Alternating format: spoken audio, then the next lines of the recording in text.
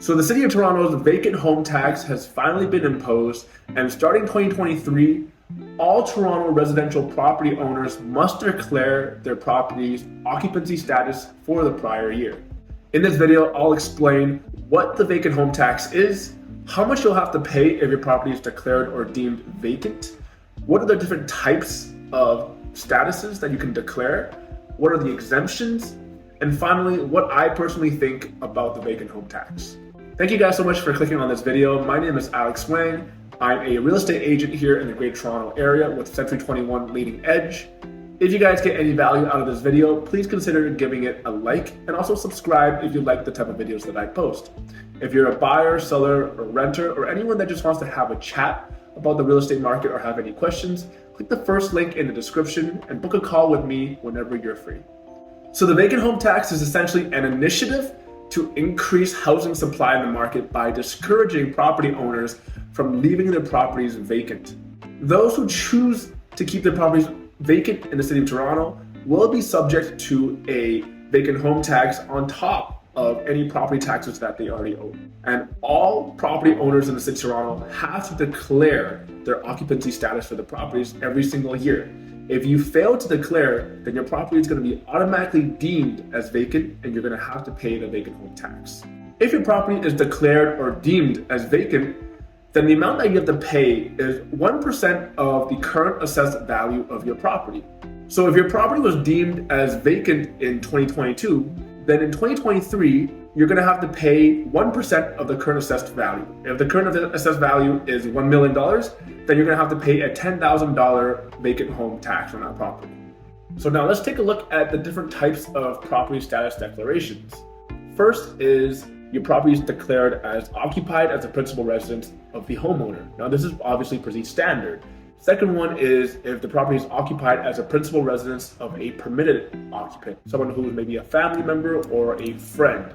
Third is if the property is occupied as a tenanted property. Now, this means that you have a written tenancy agreement and the property has to be occupied by one or more tenants for 6 months or more throughout the year. Now, fourth, the property is vacant, but you have an eligible exemption. And now I'll explain more about the exemptions later on.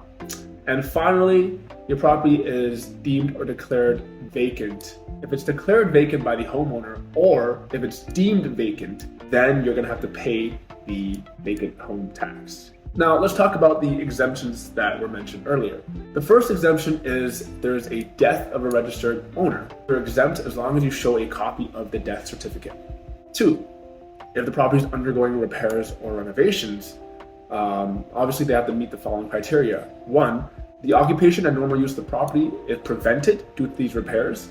2, all necessary permits have been issued for these repairs and renovations. 3, the city's chief building official is of the opinion that the repairs or renovations are being actively carried out without unnecessary delay. 3, the principal resident is in care. So obviously the property can be left vacant for over 6 months. If the resident is in a hospital, long-term or supportive care facility.